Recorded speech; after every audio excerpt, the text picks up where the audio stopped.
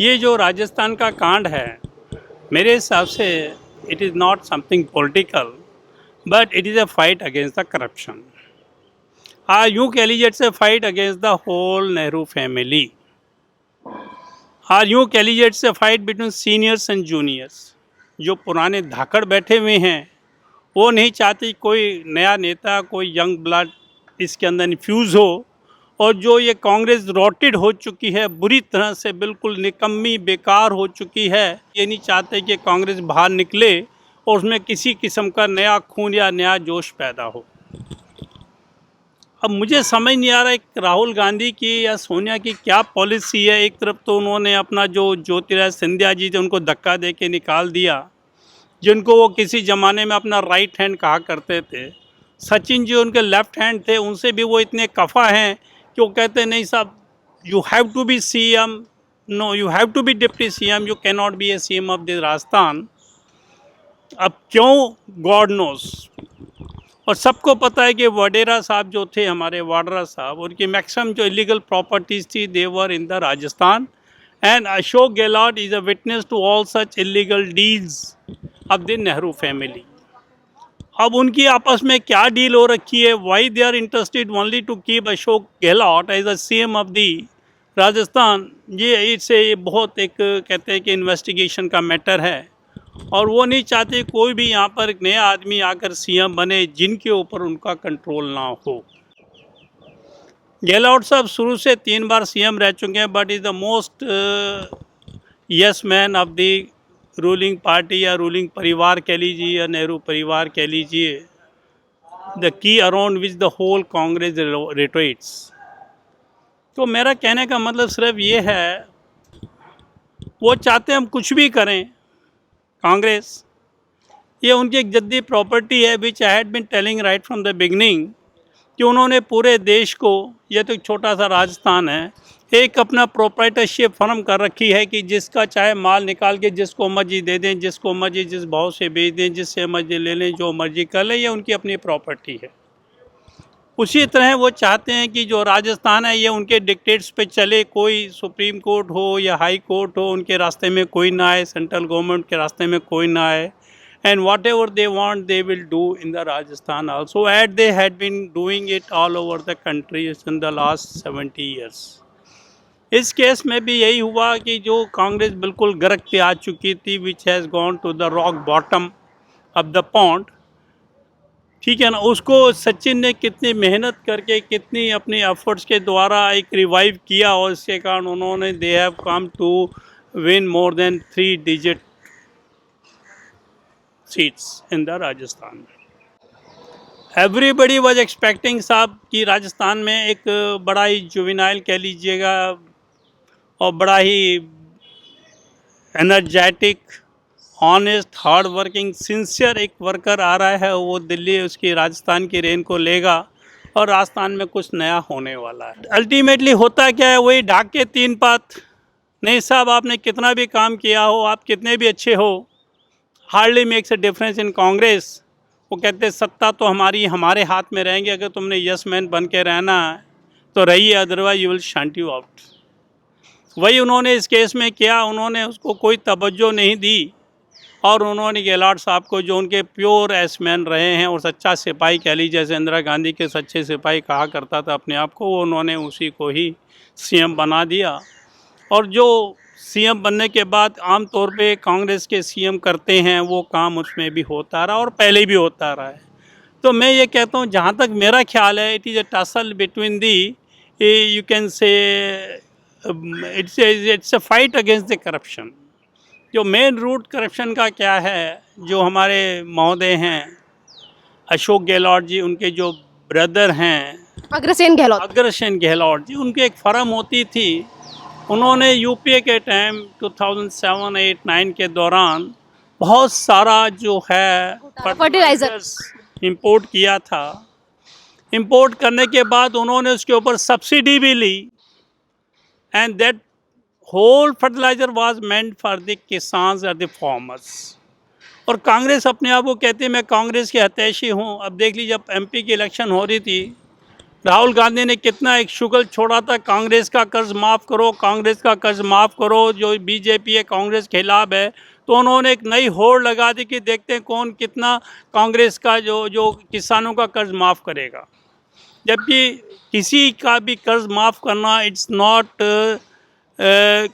Financially ए right proposal. आप उसको assist कीजिए and make him at least capable of repaying it's loan, but not कि उसका फोन माफ़ करते रहिएगा, दोबारा फिर लोन लेगा, फिर लोन माफ़ करते रहे, काम कुछ करेगा नहीं, एग्रीकल्चर प्रोडक्ट उतने के उतने रहेगी, वो प्रोडक्शन बढ़ेगी नहीं। It's a dirty game what they had been playing and they want the BJP also to play it, और BJP to some extent playing the same game कि they believe in giving subsidies and giving all these benefits. और जो real production है, जैसे उन्होंने कहा था मोदी जी ने, we want skill India and talented person should come up and the India should be the world guru. वो तभी बन सकता है जब हर आदमी अपने आप को इस लायक बनाए कि वो मैक्सिमम असिस्टेंस करे गवर्नमेंट के रेवेन्यू को, गवर्नमेंट के लॉ एंड ऑर्डर को पालन करे और देश को एक बड़ी ऊंचाई तक ले जा सके। तो मेरा कहने का मतलब मुड़कर वहीं आ जाता है। तो उन्होंने जो इंपोर्ट वगैरह किया था, सब्सिडी वगैरह अवेल करके, उन्होंने क्या चालाकी करी है, बजाय ये फर्टिलाइजर किसानों को देने के लिए उन्होंने उठा के इसको एक्सपोर्ट कर दिया। उसमें उन्होंने I think more than 100 times उन्होंने प्रॉफिट कमा लिया। This what's is flashing in the newspaper. तो this issue started from there. और जो तुम्हारे सचिन जी उन्होंने इशू उठा दिया। जब उन्होंने इशू उठाया तो जैसे जैसे उसकी गोलाट से आपकी जो है पोल खुलने लगी, तो there was a tussle between the to.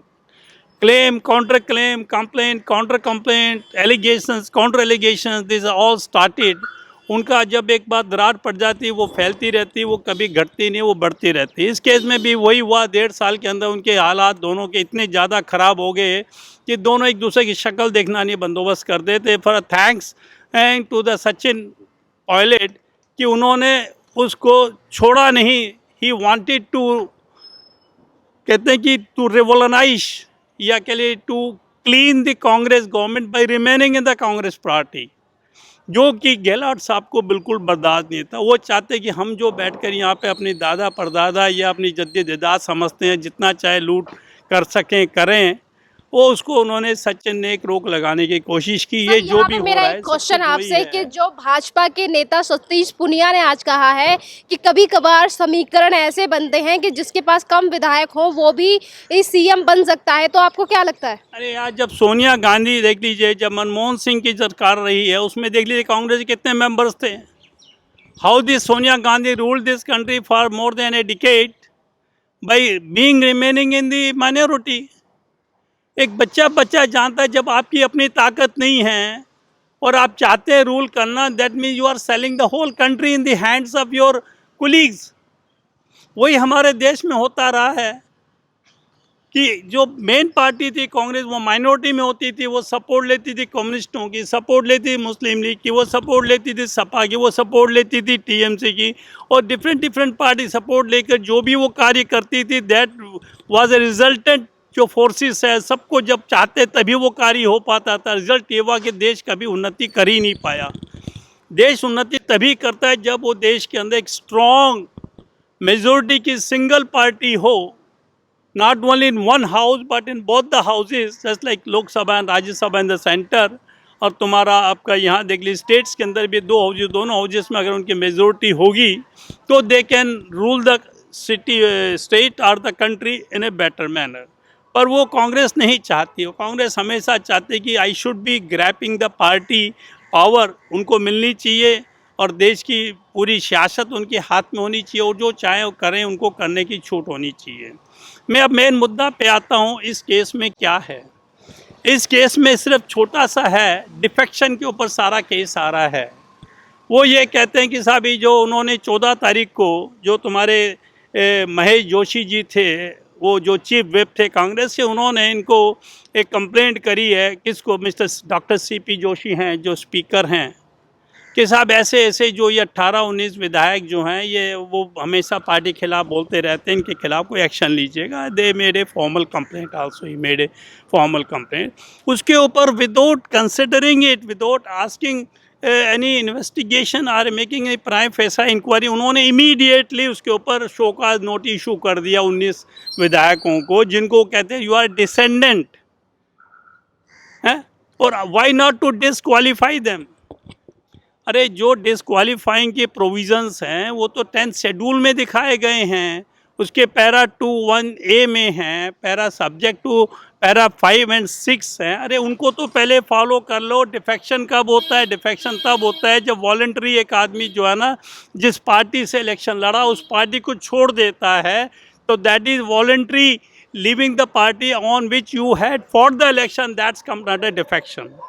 एक पार्टी जो को कहा जाए कि मेंबर को कि तुमने विप इशू की जाए पार्टी तरफ से कि तुमने इस पार्टी को इस मुद्दे पर वोट करना है, अगर वो वोट नहीं करता, वो उसको एब्सटेन कर जाता, then the rule of the defection applies.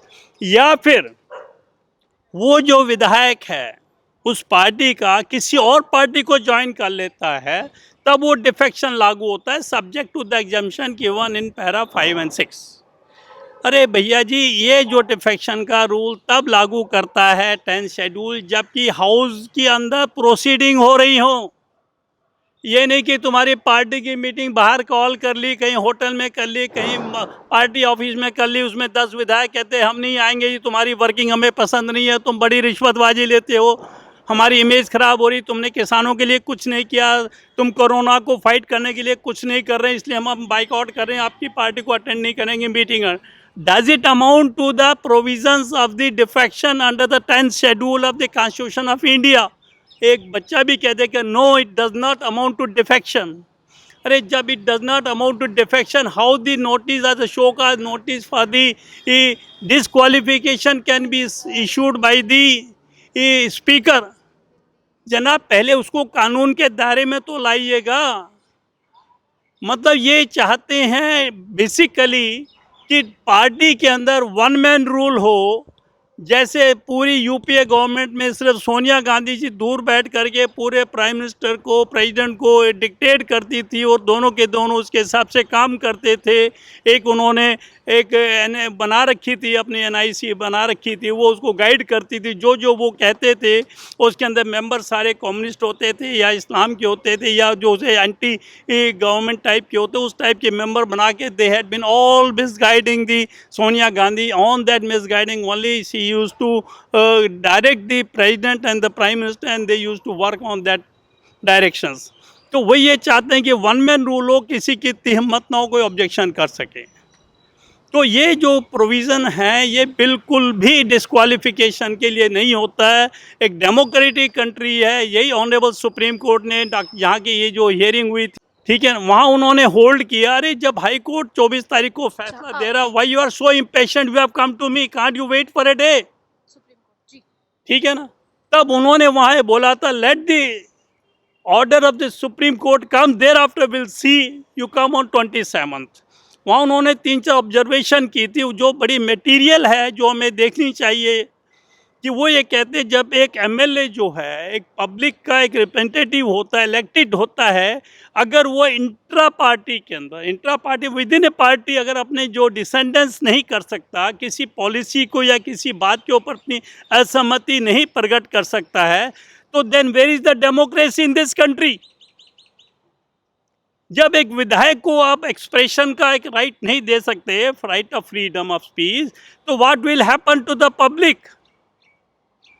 तो यहाँ कोई हाउस के अंदर कोई प्रोसीडिंग नहीं हो रही थी, एक पार्टी की मीटिंग हो रही थी, उसके अंदर बंदे नहीं जा रहे हैं।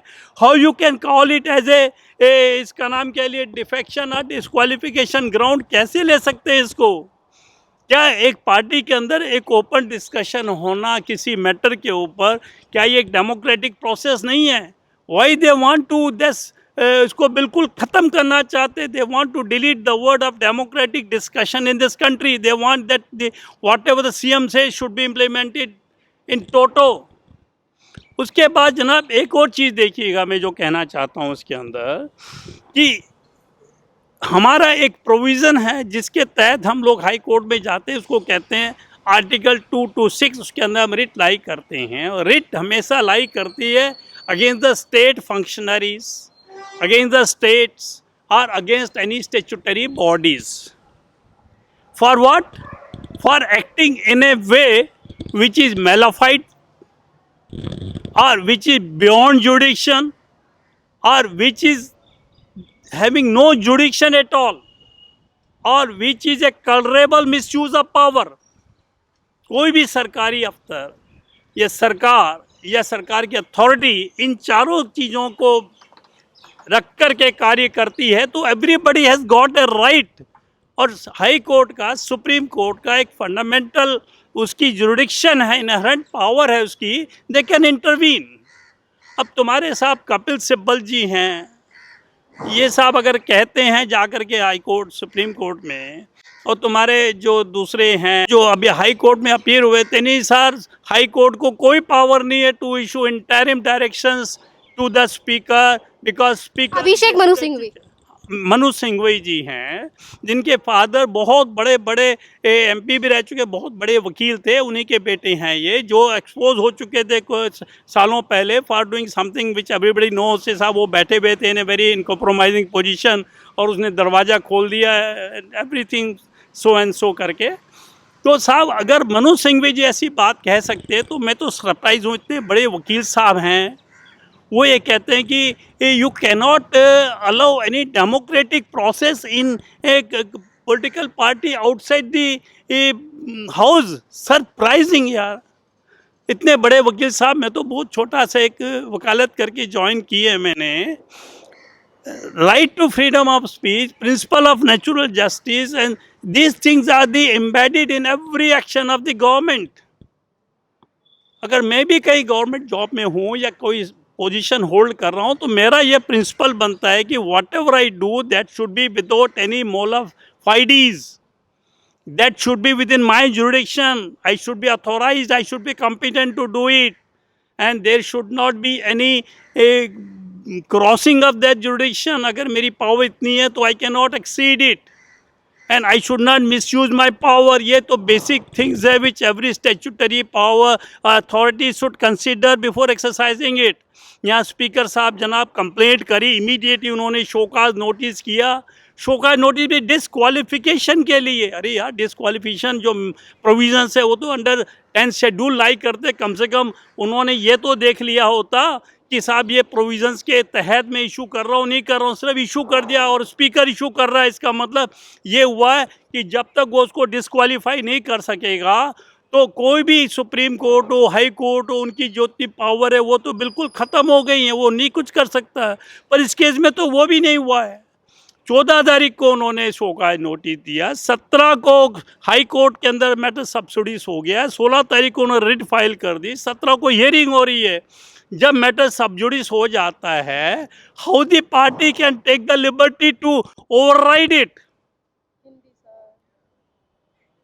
ये हमारे उसके अंदर है, जब कोई मैटर सब्जुडिस मतलब कोई जो केस होता है, जो मुद्दा होता है, एक बार कोर्ट के सामने चला जाता है तो दोनों पार्टी को कोर्ट के सामने जो भी करना वो करे, या कोर्ट के परमिशन के द्वारा करे। ये नहीं कि एक पार्टी कोर्ट में गई, दूसरी पार्टी ने कोई और स्टेप उठा लिया जिससे कि पूरा जो मैटर था कोर्ट के सामने वो निलिफाई हो जाए या बेकार हो जाए, या जो रिलीफ वो मांगा वो बिल्कुल इनफ्रक्चुअस हो जाए। This all shows the mala fide of the speaker which is evident. It was a complete misuse of power, it was beyond jurisdiction, they did not comply the basic principle of natural justice। ऐसे अगर मामले के अंदर high court intervene करती है तो it is completely justified and no court can overrule it. Even the supreme court के अंदर भी जाकर कपिल सिब्बल साहब ने ये बोला है कि साहब ये जो है आपका जो एक्शन है दिस इज, और 10th शेड्यूल जो है दिस इज कॉन्स्टिट्यूशनली इनवैलिड। जब उन्होंने ये कह दिया they have challenge the very existence of the 10th schedule, तो सुप्रीम कोर्ट के पास एक ही चारा रहता है कि it should be heard in detail by the constitutional bench. तो जब वो डिटेल में हियर करेगी, how they can change the status quo. अगर सुप्रीम कोर्ट ने ये कहा ठीक है we will hear it, it's a very complicated question which you have raised, I will want to detail hearing इसके ऊपर हो जाएगी, और लेट द, क्योंकि हाई कोर्ट ने भी इसको काफ़ी डिटेल में सुनवाई करी है, वो जजमेंट पास करने तो उसके बाद में हम सुन लेंगे। अगर कोई ऐसी प्रॉब्लम उसमें आती है तो why the whole Congress party of the Rajasthan government is taken back. उनको क्यों सांप सूंघ गया है, वो क्यों परेशान हो गए? Why the CM is trying to rush to the governor, वहाँ जाके धरने पर बैठने की कोशिश कर रहे हैं। उनसे कहने बैठ चुके हैं सर। अब हो सकता है वो बैठ भी गए हों, 1 बजे की न्यूज़ थी साहब, वो जाएंगे वहाँ पर धरना देंगे, इसीलिए उन्होंने काफ़ी फोर्स का भी बंदोबस्त कर रखा था, ताकि जो डिग्निटी ऑफ दी जो वो हो, इसका नाम के लिए राज्यपाल की जो ऑफिस की डिग्निटी है, that should be maintain and it should not B misuse just like your Kejriwal is always a trend setter.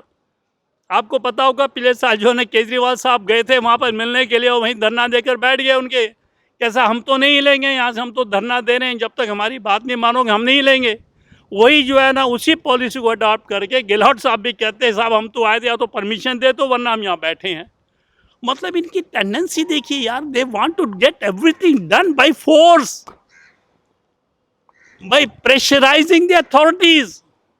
वो नहीं चाहती कोई भी अथॉरिटी है, खुद को तो कहते हैं मेरा स्पीकर क्या स्टैट्यूटरी अथॉरिटी है and the high court and supreme court can not intervene.